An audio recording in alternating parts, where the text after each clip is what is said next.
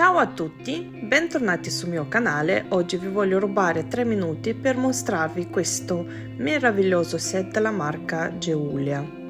Questo set arriva in questa box strabella, curata in ogni minimo dettaglio.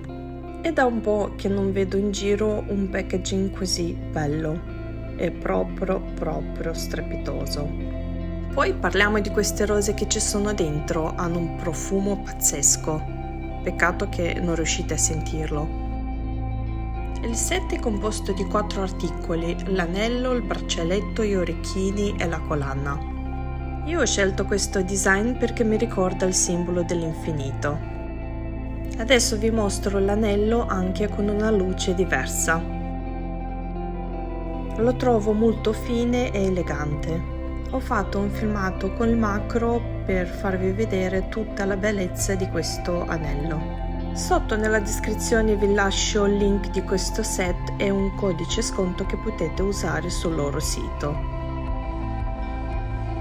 Anche il braccialetto è molto fine e elegante e ha una chiusura molto facile da indossare.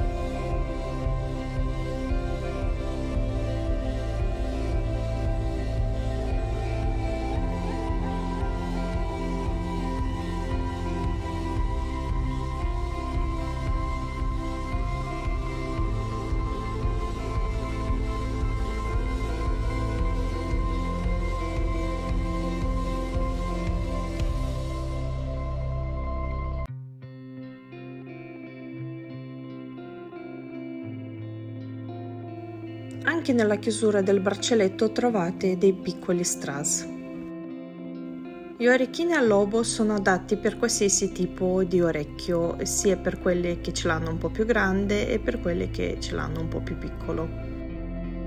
La collana è sempre fine come il braccialetto, solo che il ciondolo è quasi doppio rispetto a quello del braccialetto, sempre decorato con dei strassini stracarini.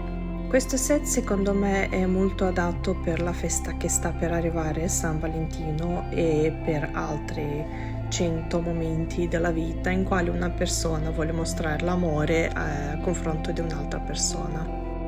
Anche la box per conservare questo set è molto carina e i fiori si possono togliere e utilizzare in qualche altro modo.